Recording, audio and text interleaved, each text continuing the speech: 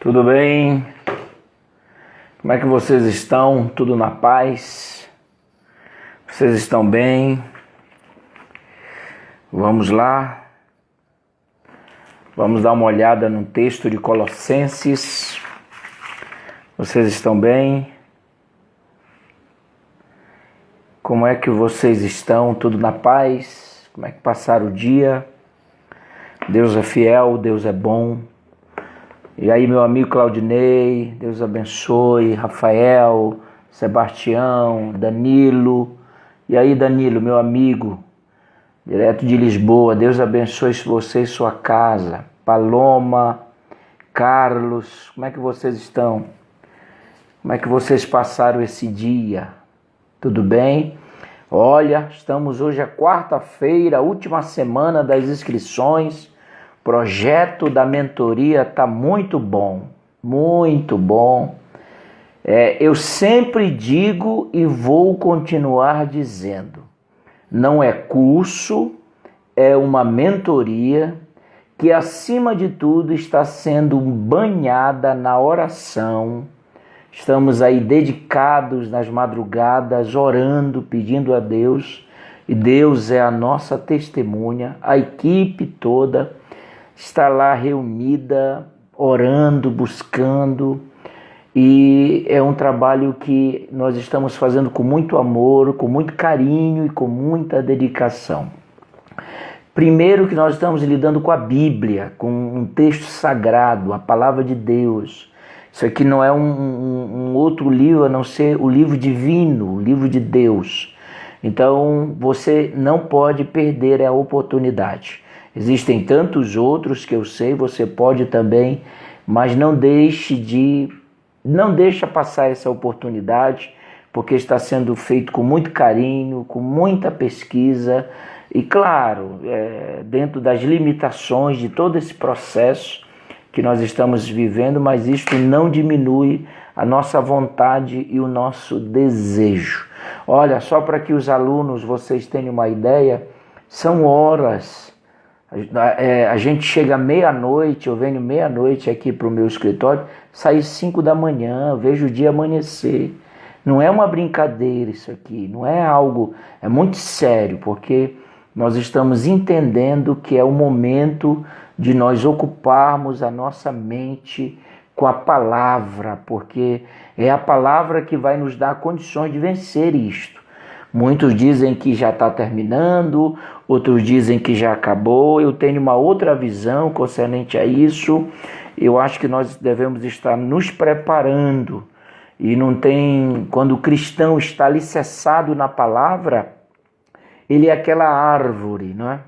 Do Salmo 1, que as suas raízes são banhadas, ó.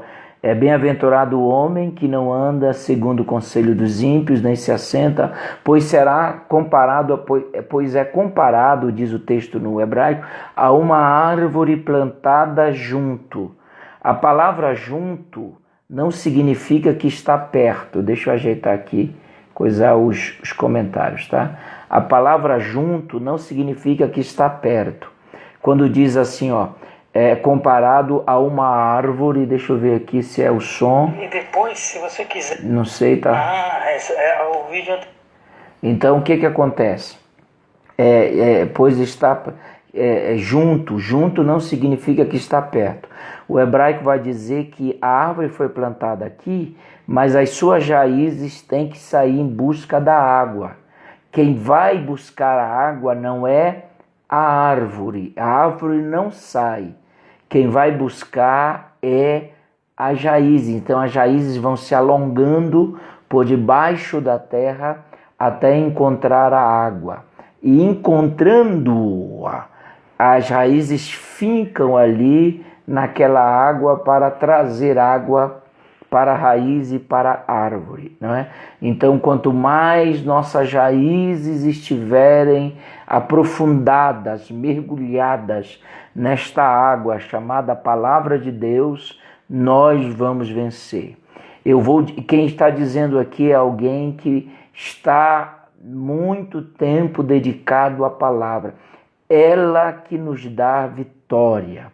É a palavra que nos acalma, é a palavra que nos conforta, é a palavra que nos direciona, é a palavra que nos acalenta, é a palavra que nos exorta, é a palavra que nos disciplina, é a palavra que nos melhora, é a palavra que é a palavra. Então há uma necessidade de mergulharmos na palavra, entendeu?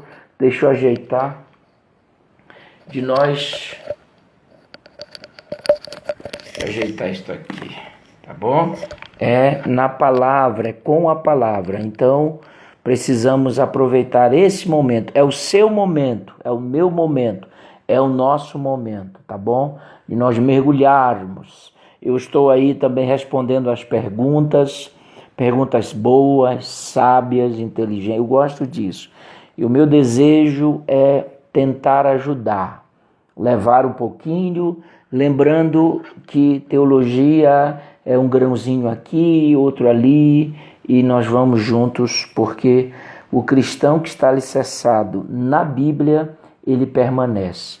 Ele pode sofrer o que sofrer, ele pode passar o que passar, ele pode as tempestades, os vendavais, as lutas, mas ele vai permanecer. Deus está dizendo através da sua palavra que nós vamos prevalecer. Nós estamos aí olhando de forma panorâmica os escritos de Paulo. Nós estamos aqui já nos aquecendo para o módulo de epistolografia antiga, começando em Romanos e indo até Judas, né? A composição dessas cartas que pegam mais de 70% do Novo Testamento.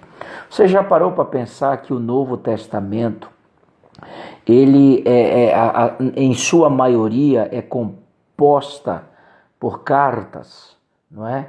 São 13 de Paulo, 3 de João, 2 de Pedro, uma de Tiago, uma de Judas e uma aos Hebreus.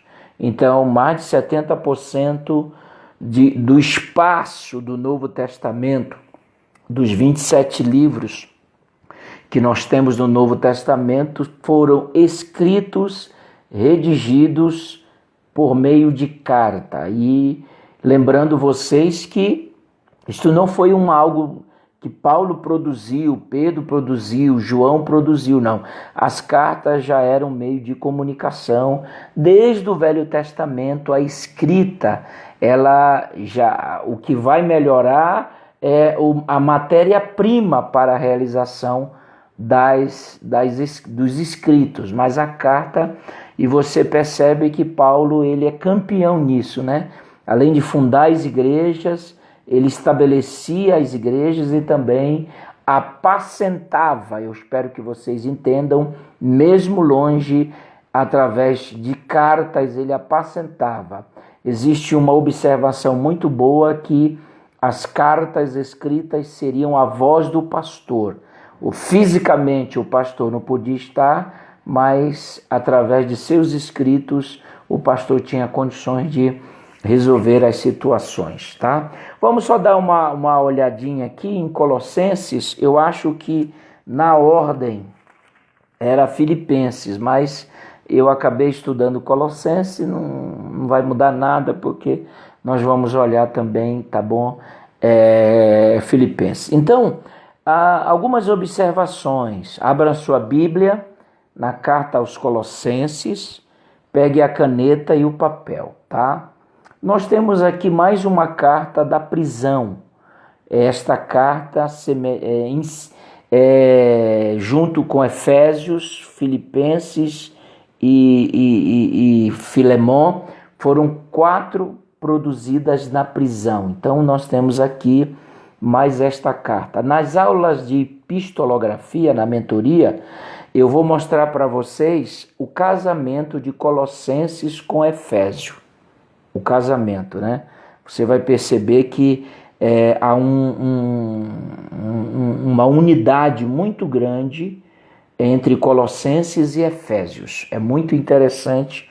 Até então, vocês lembram que na aula de Efésios a autoria foi muito questionada, não é? Porque é uma carta branda, suave, calma, com 4 pontes, não é? Já Colossenses já não é uma carta branda, já não é uma carta suave. Por exemplo, aos Efésios, Paulo ele escreve de forma suave, repetitiva. Vocês lembram os 4 pilares que formam a carta, não é? Repetitivo, hierarquia e tal. Quer dizer, porque ele não tem basicamente um problema muito sério para resolver, não há uma manifestação na epístola de algum problema doutrinário ou de heresia ou uma divisão na igreja. Vocês vão perceber que é uma carta muito mais branda. Mas quando se mergulha na carta que Paulo escreve à igreja em Colossos, não é? Aos Colossenses, você já vai perceber que essa carta ela não é uma carta branda, ela não é uma carta suave, ela não é uma carta leve, ela é uma carta, eu costumo dizer, eu já estudei muito, já preguei muito Colossenses, eu costumo dizer que esse escrito aos Colossenses é mais uma carta do que epístola. E vocês vão entender isso na mentoria. Eu já disse que é mais uma carta do que epístola, esse escrito. Então, numa comparação rápida, Efésios é mais lento, mais calmo, mais tranquilo. Mas aos Colossenses não, o problema é maior, é mais difícil, é mais problemático, é mais pesado. Por quê? A origem dessa carta ela é interessante, porque não foi Paulo quem fundou a igreja lá em Colossos, não foi Paulo quem fundou a igreja nessa região. Então, desde Romanos até aqui, nós vamos descobrir que 2 igrejas Paulo não fundou, mas ele escreveu cartas para essas igrejas. Por exemplo, Romanos, não foi Paulo quem fundou a igreja. Quem fundou a igreja foram os amigos de Paulo que aparecem no capítulo 16 de Romanos. Beleza? Colossenses, nós já vamos entender, Colossenses 1 e o versículo 7, nós vamos encontrar aqui o fundador desta igreja. E o fundador desta igreja é Epáfras. O mesmo Epáfras que vai aparecer em outras cartas escritas pelo apóstolo Paulo, quando ele escreve Filemon, quando ele escreve a carta Timóteo. Então nós vamos perceber, tá bom, a importância desse companheiro de Paulo. Então esta igreja lá em Colossos não foi fundada por Paulo, mas ela foi fundada por Epáfras, que era um amigo de Paulo.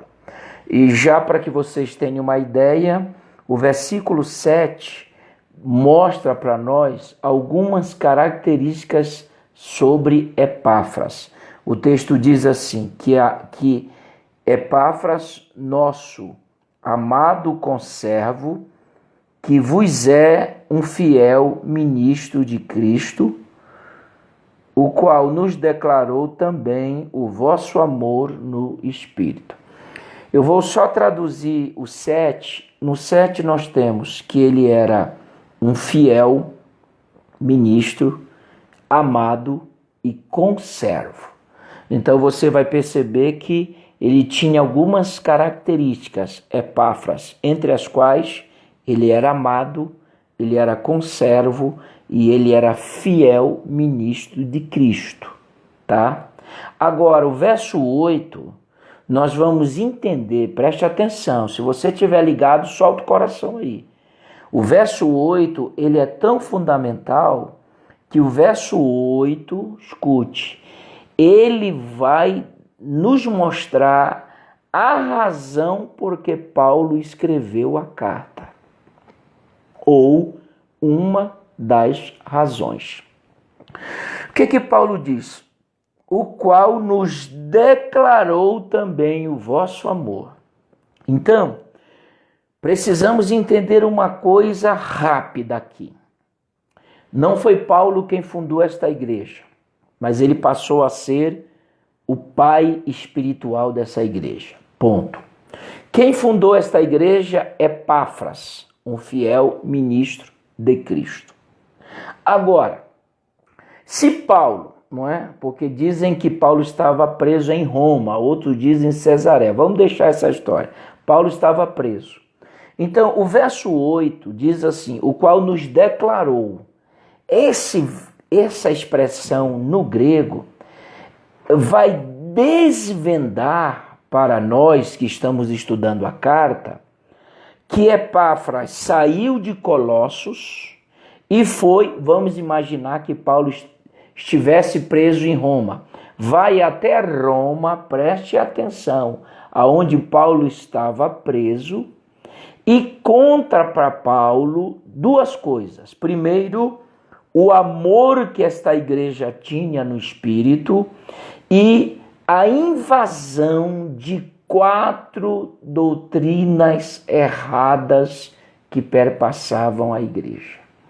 Então, eu quero que você analise e guarde isso, que o verso 8 vai nos revelar que Epáfras viaja até onde o apóstolo Paulo está, conta para Paulo o amor, porque o versículo 9 do capítulo 1 diz assim, por esta razão nós também, desde o dia que ouvimos, não cessamos de orar por vós e pedir que sejais cheios do conhecimento da sua vontade em toda a sabedoria e inteligência espiritual, para que possais andar dignamente diante do Senhor, agradando-lhe em tudo, frutificando em toda boa obra e crescendo no conhecimento de Deus. Você está captando o que eu estou querendo passar? Se você estiver entendendo, solta esse coração aí. Vai, Lucas, solta. Vai, Abelha, solta, Jesus, solta esse coração aí. Então, o que acontece? Paulo não funda a igreja, o Epáfras vai até onde Paulo e conta para ele, por esta razão, desde o dia em que ouvimos. Paulo não viu, mas ele ouviu de quem? Anote aí, ele ouviu de Epáfras. Então, um dos motivos da visita de Epáfras lá onde Paulo estava era contar para Paulo o andamento da igreja, como a igreja estava se comportando para que possais andar dignamente, deu para entender? E aproveitar a oportunidade e contar para Paulo do processo difícil que esta igreja estava passando. Escute bem, entre as heresias que perpassavam a igreja em Colossos, aí Paulo vai frisar, vai mostrar essas heresias, tinha o gnosticismo, o legalismo, o miticismo e o ascetismo. Então, quando você for ler e estudar esta carta, você precisa entender que Paulo não fundou, mas Epáfras viaja onde ele está e conta para o irmão Paulo a igreja, a fé, o amor no Espírito, mas também conta que os crentes estão sendo assolapados pelo gnosticismo, legalismo, misticismo e ascetismo. Então, essa carta, ela tem como esse objetivo. Paulo escreve para combater essas 4 heresias que perpassavam a igreja em Colossos e para mostrar que o Deus que esta igreja recebeu através da pregação de Epáfras é o mesmo Deus que Paulo prega. Então a gente vai perceber aqui que o objetivo de Epáfras também é mostrar para a igreja em Colossos que o apóstolo Paulo, que era bem conhecido da região, tem a mesma fé, serve o mesmo Deus, acredita na mesma palavra. Se você estiver me entendendo até agora, solta esse coração. Vamos observar algo que eu comecei a pensar essa madrugada estudando esse texto. Só um panorama. Epáfras viaja e conta para Paulo a situação da igreja.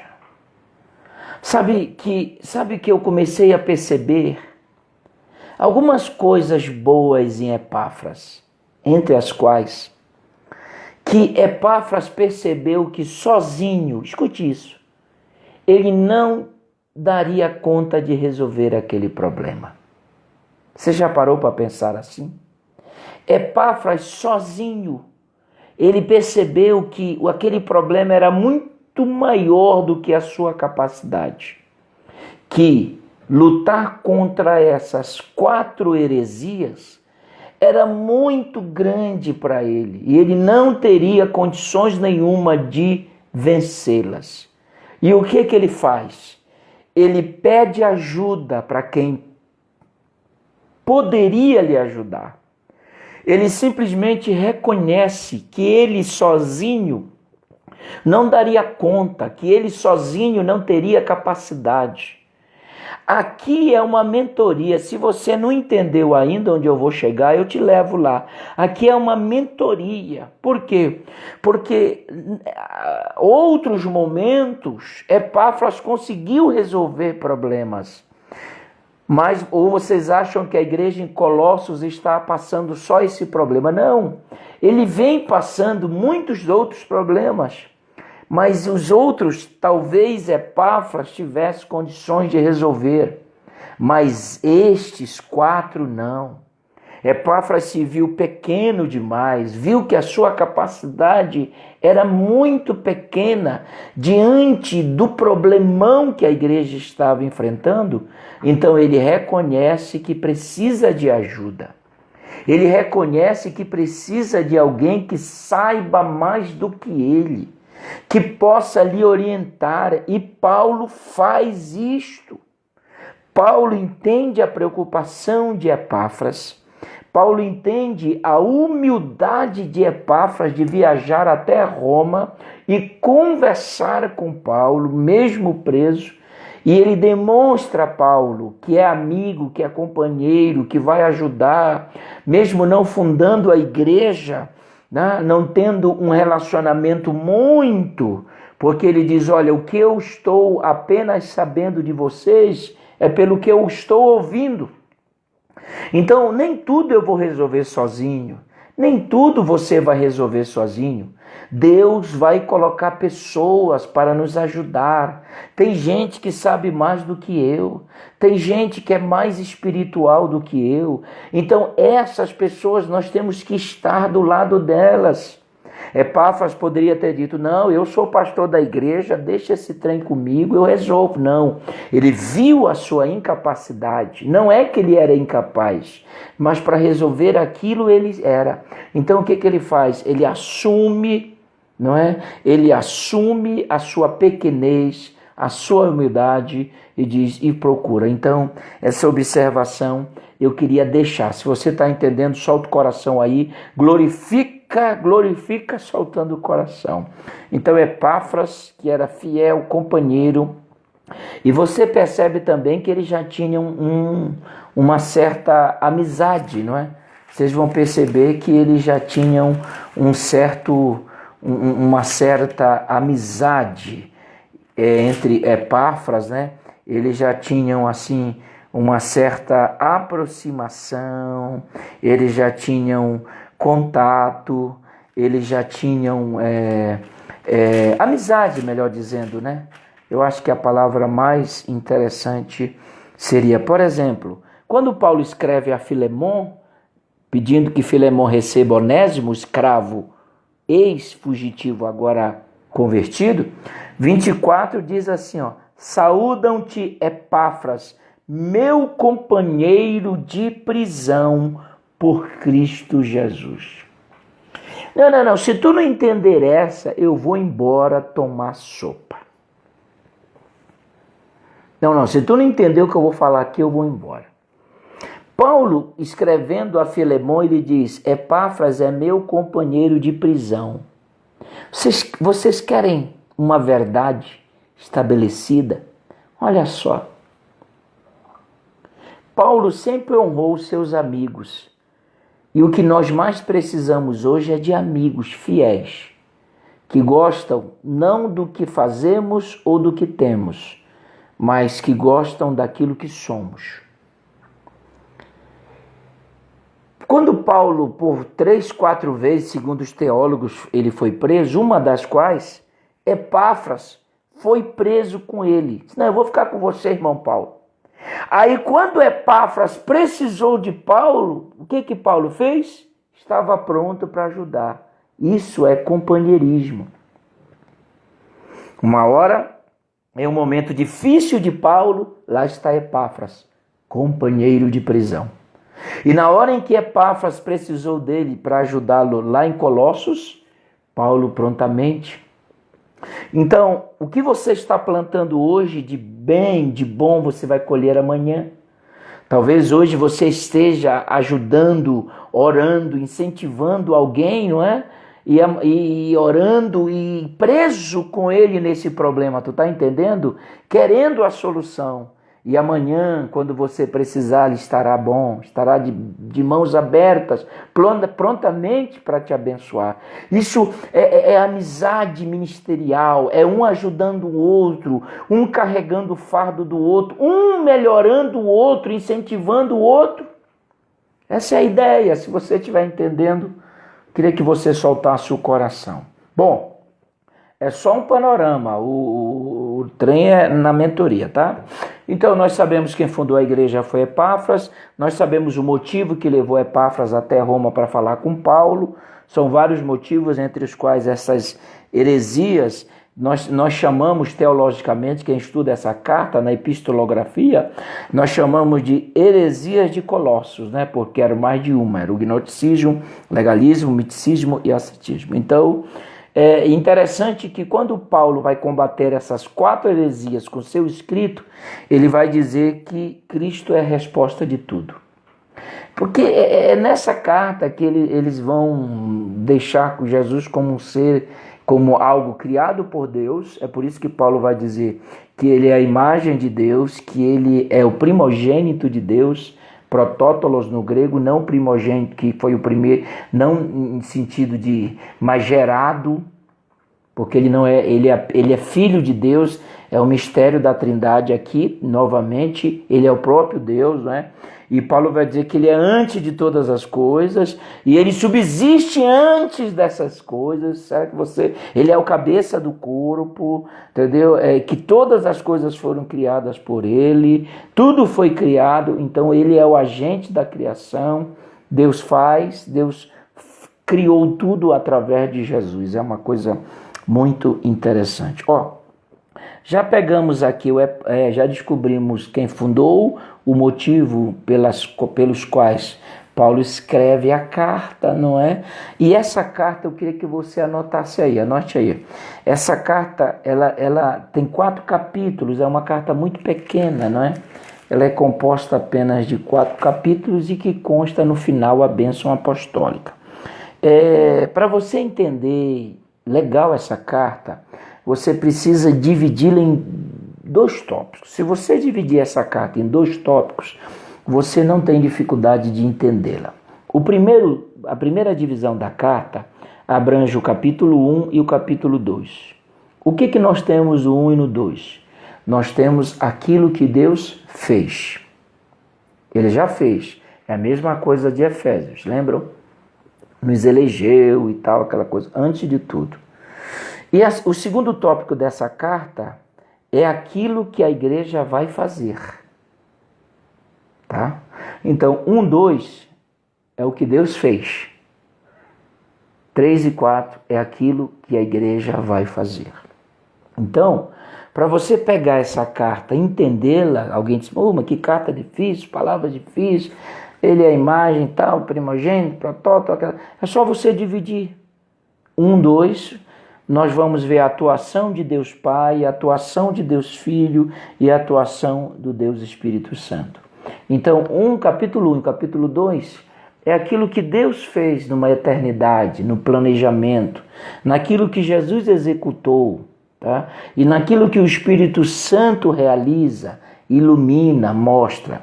E o capítulo 3 e o capítulo 4 é aquilo que a igreja vai fazer, no caso de Colossos, estava fazendo, e aquilo que nós vamos fazer como igreja de Deus. Então, para você pegar essa carta é simples. É só você dividir aquilo que Deus fez, 1 e 2, e aquilo que a igreja vai fazer, 3 e 4. Tá bom? Tem mais uma observação aqui legal que eu quero deixar nessa parte introdutória, muito interessante. Uma outra coisa que a gente pode destacar nesta carta de forma geral, assim, um apanhado bacana, é a valorização que Paulo faz aos seus companheiros. A valorização. Já percebemos que Epáfras viaja, e no final da carta Paulo vai citar 13 obreiros com ele juntos, não é? Junto com o Timóteo, ele vai citar companheiros. Então é uma ideia muito bacana que Paulo deixa para nós como exemplo de valorizar os companheiros, de citar o nome. Ele faz questão de nominar, não é? Você já parou para pensar isso?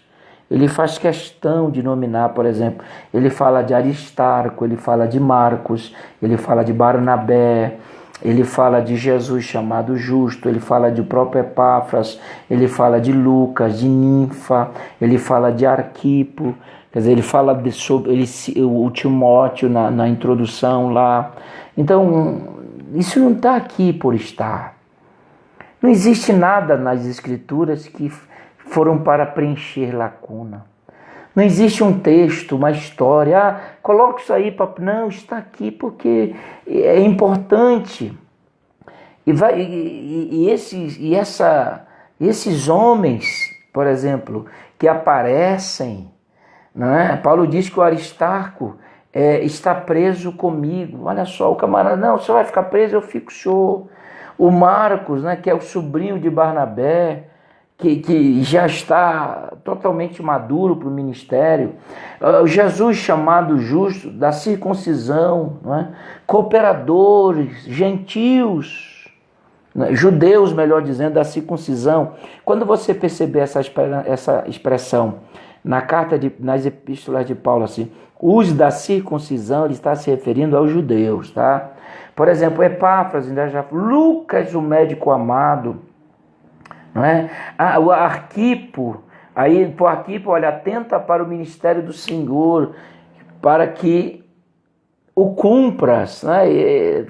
Na epistolografia, lá na mentoria, eu vou fazer a exegese, porque diz, olha, fica atento ao ministério e cumpre ele. Eu vou mostrar para vocês o que passava na mente de Arquipo. Então é muito interessante nós termos essa ideia desses companheiros, quer dizer, por que Paulo cita os nomes? Primeiro, que ele reconhece o valor de cada um.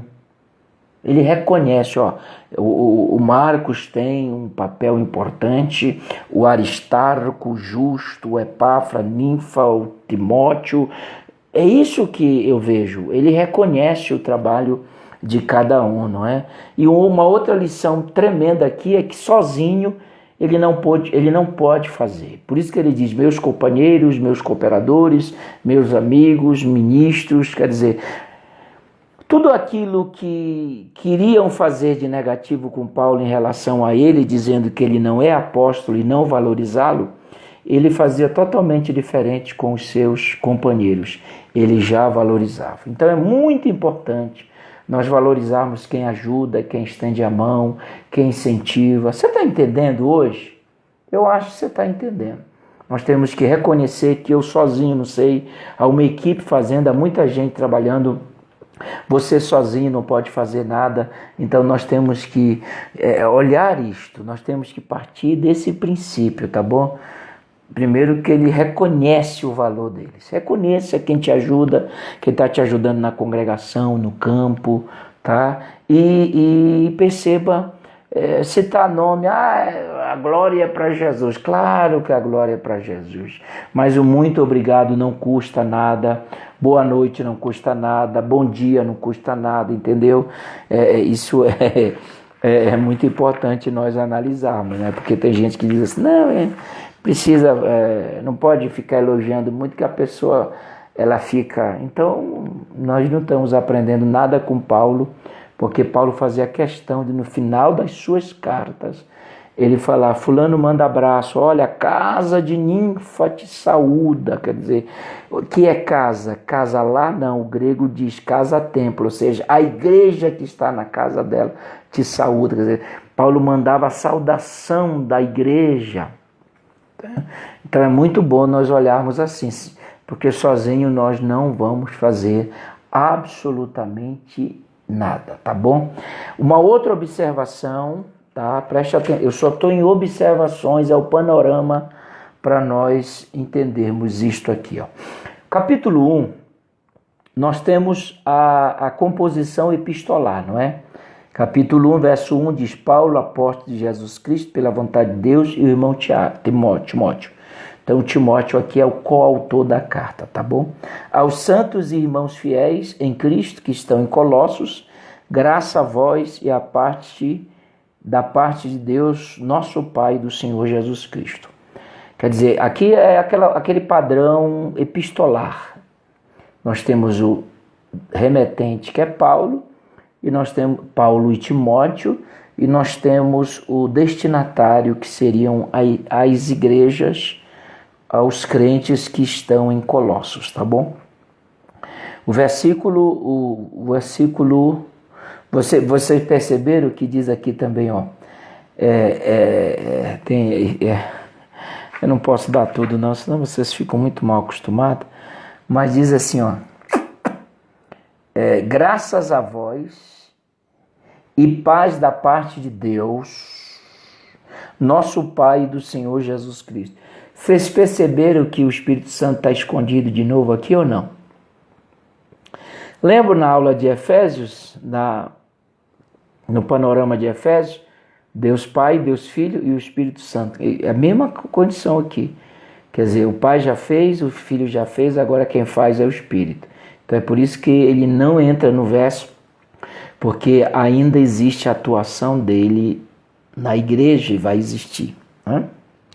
Verso 3 diz, graças damos ao Pai e de nosso Senhor Jesus Cristo, orando por vocês.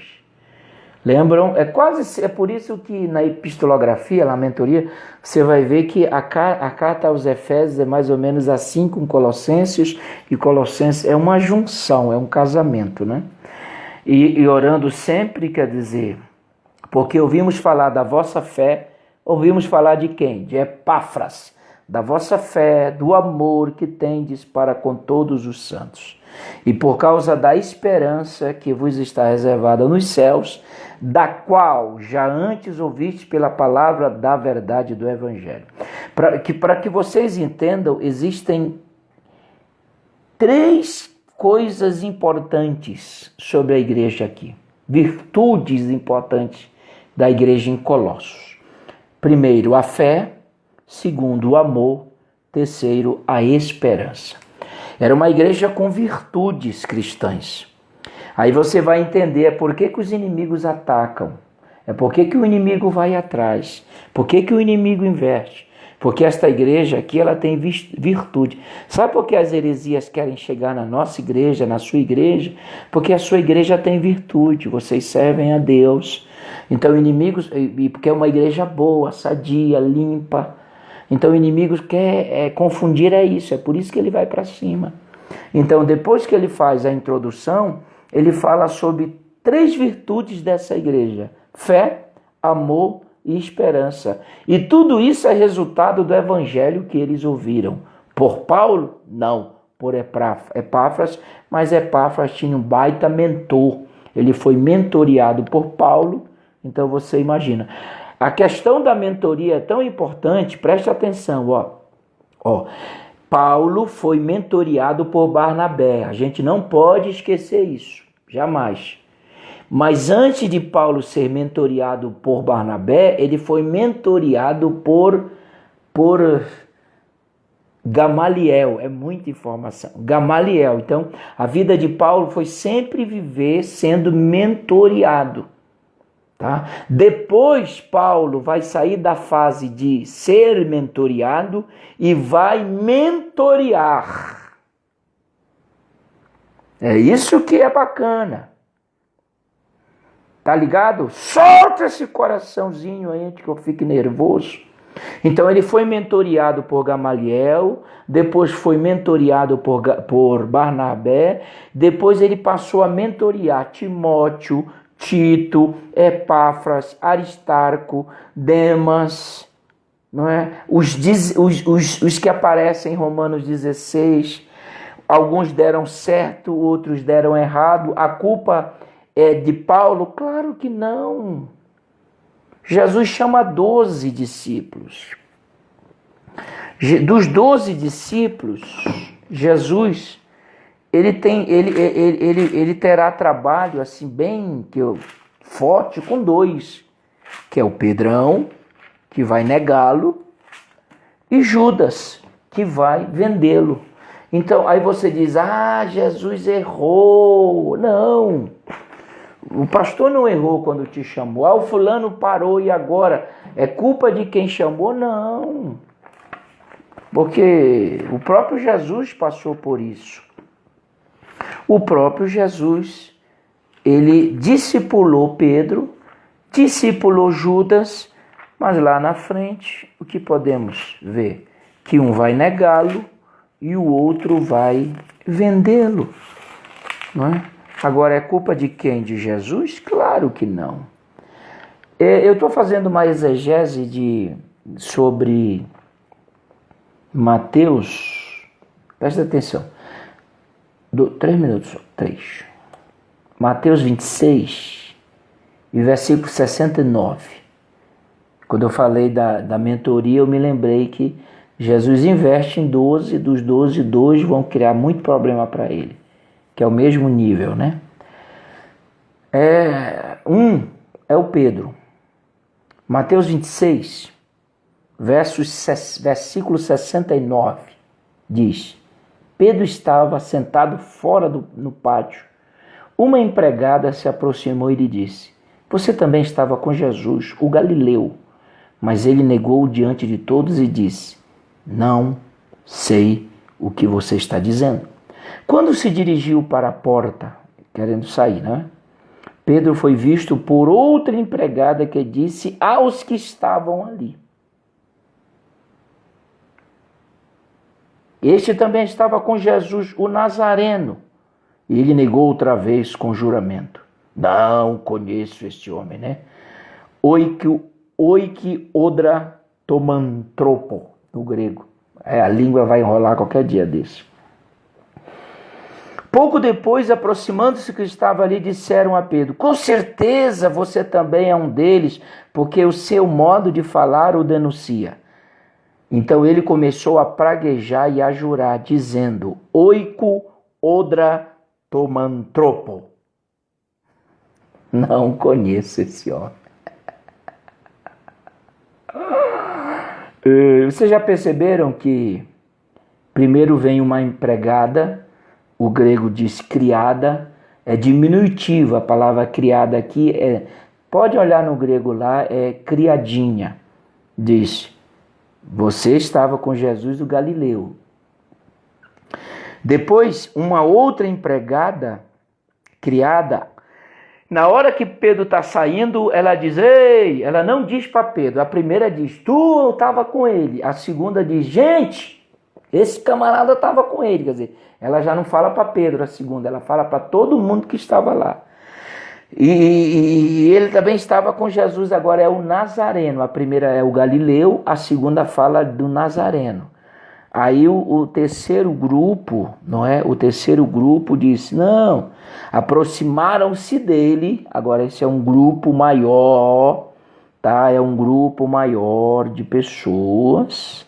Pouco depois, aproximando os que estavam ali, disseram a Pedro, que é o terceiro grupo: Com certeza você é um deles, porque o teu modo de falar. Aí o texto, já parou para pensar?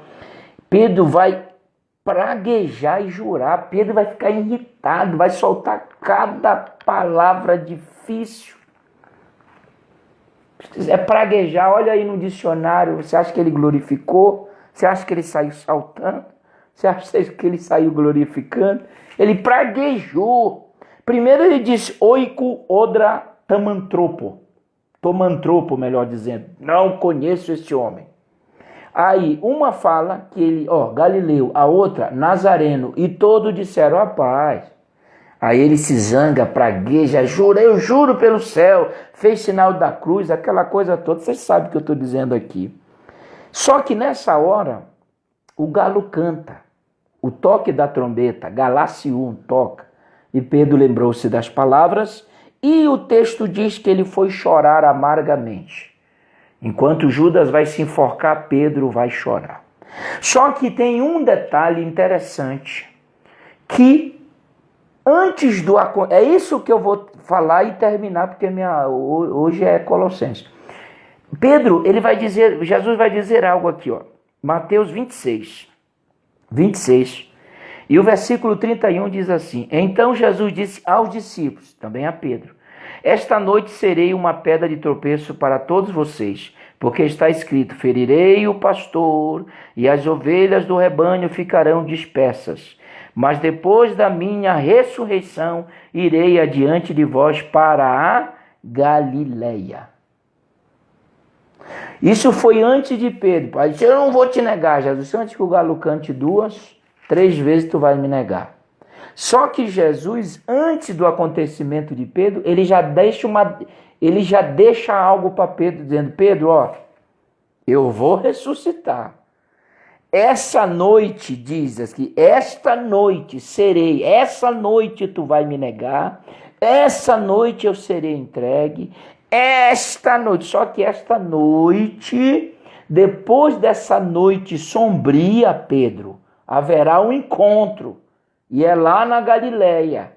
Então eu quero só dizer a todos vocês que às vezes nós investimos em alguém e alguém nos decepciona, mas nós precisamos entender, porque eu já decepcionei muita gente, talvez você já decepcionou muita gente, eu já fiz muita gente chorar, você talvez, mas Jesus, como mentor de Pedro, ele disse assim, Pedro, é o seguinte, hoje vocês ficarão escandalizados porque o que vai acontecer é muito sério, mas depois dessa noite, depois da minha ressurreição, haverá um encontro lá no mar da Galileia.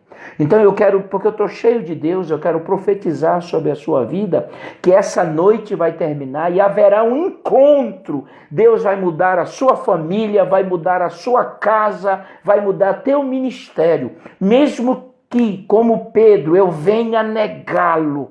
Mas Jesus, antes do pecado de Pedro, ele disse, procura ir para Galileia, porque haverá um encontro. Procura ir para o lugar do encontro. Procura ir para o lugar que eu vou restaurar você.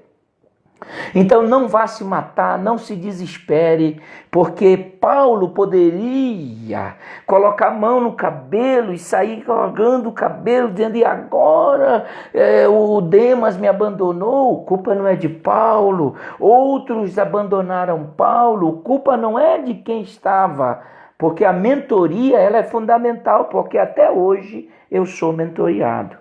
Mas isso aqui eu vou pregar depois para vocês, agora não, vocês estão demais também, não é? Então, nada está perdido. Depois da noite haverá um encontro. Coloca essa mensagem aí, Gerson. Prega esta mensagem. Bom, estamos terminando para nossas perguntas.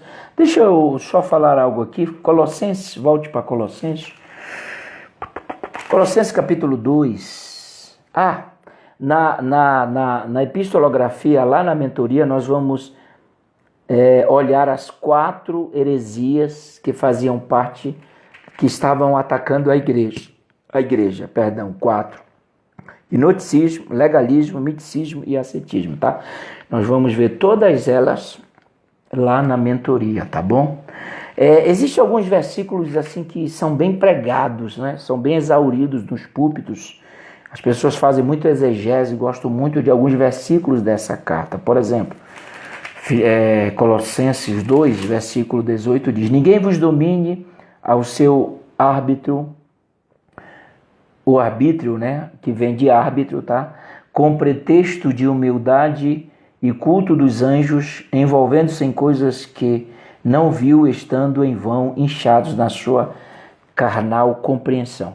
Deixa eu explicar uma coisa, aqui já tem uma ideia de miticismo, tá? Nós vamos ver isso profundamente lá. A ideia que Paulo faz aqui, rapidamente uma exegese, é que a palavra árbitro aqui, não é, tem a ideia daquele que julga, daquele que diz, esse está apto, esse não, esse está apto, esse pode correr e esse não pode correr. Então Paulo diz assim, ninguém vos domine dizendo que tu não pode correr, que tu não pode chegar. Ninguém pode ter o domínio de dizer, você não pode mais, abandone. Paulo está dizendo, ninguém. Mesmo que ele traz a figura de um árbitro dizendo esse pode, esse não pode, é isso que essas seitas, o miticismo estava fazendo. Olha, você pode, você não pode. Ah, aquele ali pecou, não tem mais jeito. Como tem esses árbitros na igreja hoje? Tem ou não tem? Ah, não pode isso, não pode aquilo, esse não vai para o céu. Mentira, Paulo diz, ninguém tem o direito de dizer que você não pode.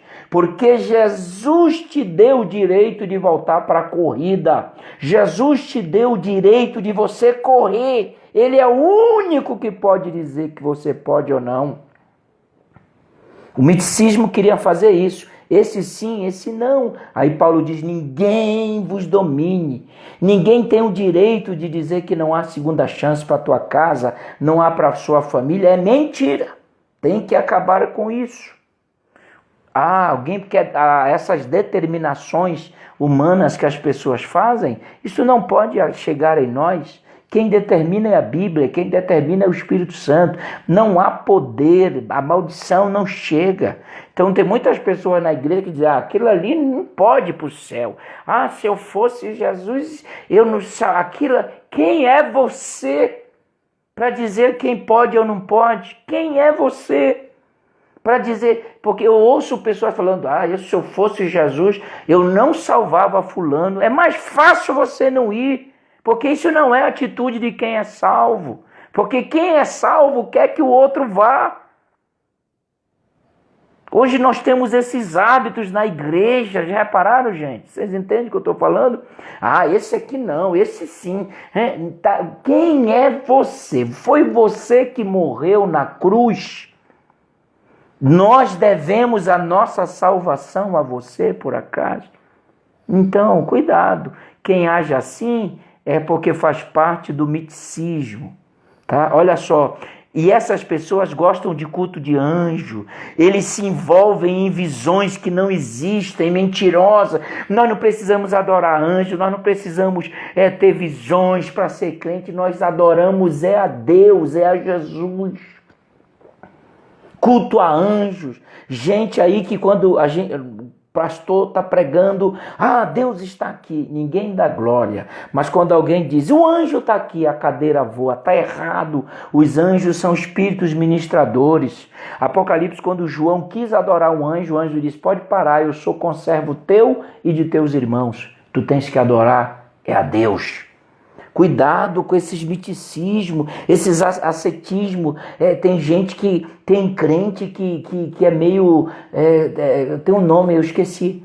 Passou. É meio misterioso, horóscopo, cartas, cheio de um monte de coisa que eu esqueci, passou. Não é? Mas ligado a esses, não, nós somos libertos. Quem nos domina é o Espírito através da sua palavra. Quem controla a nossa vida é Deus. Quem é de Deus é guiado pelo Espírito de Deus.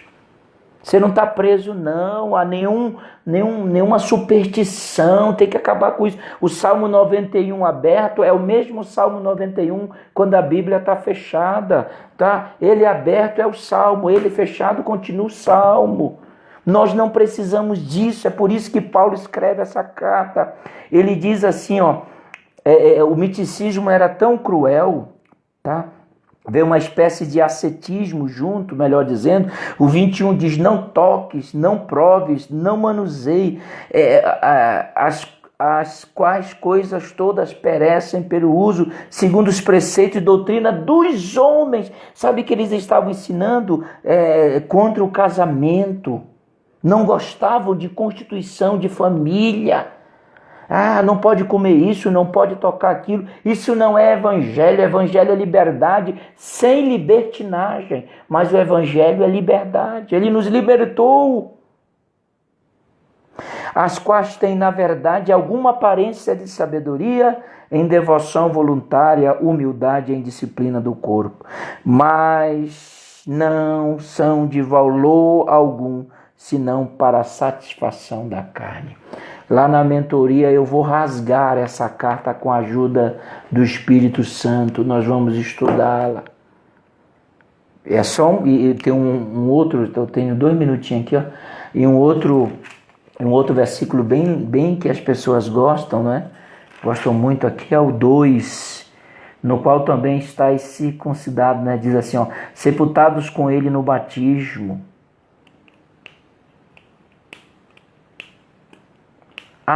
O verso 2, capítulo 2, melhor dizendo, versículo 1 diz: porque quero que saibais, com grande combate, vem essa palavra ângona, não é? Que aparece em 2 Timóteo, capítulo 6, né? Quando Paulo está se despedindo lá. Grande combate pelos que estão em Laodiceia. Vale a pena dizer também, quase que eu esqueço, que essa mesma carta que seria lida em Colossos, deveria ser lido também na igreja em Laodiceia, tá bom? Não vira o meu rosto em carne, tal. Eu digo isso para que ninguém vos engane com palavras persuasivas. Cuidado, tá? Existem 3 maneiras de relacionamento. Você quer ficar firme contra as heresias? Você quer ficar firme? Você quer um trem aqui para você ficar firme e não ceder a nenhum princípio de heresia? Escute, Colossenses 2,7 diz: enraizados e edificados nele e confirmado na fé. São 3 princípios que pode vir heresia, pode vir zia, pode vir vento, pode vir luta, pode vir diabo, pode vir problema que for. Se você tiver esses 3 princípios, você vai continuar de pé. Raiz, edifício e confirmação. São 3 princípios enraizados. Você está lá com aquela raiz profunda. Edificados e confirmados na fé. Aí você não será enganado. Beleza? E tem uma outra coisa aqui, que Paulo está falando sobre 3 elementos que trazem a pessoa para uma iniciação no judaísmo. Isso é muito interessante aqui, ó. Por exemplo, eu estou dizendo no judaísmo mais leve, não é?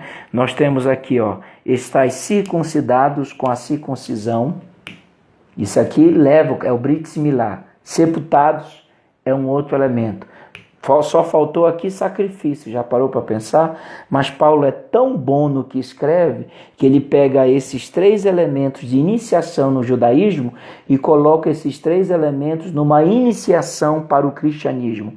Ele diz: circuncisão, não agora com Moel, aquele que corta, mas a nossa circuncisão é Cristo, no Calvário. O nosso brit milá. Quando Jesus morre no Calvário, ele é a nossa circuncisão, brit milá. Aí ele diz: sepultados. Quer dizer, o batismo tinha um princípio para ele, mas para nós não.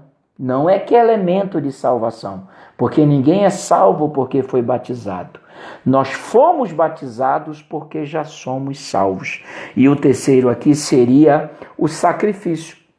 Como não aparece o sacrifício de animais, Paulo diz assim: o escrito que era contra nós, a cédula das suas ordenanças que eram contra nós, ele cravou na cruz.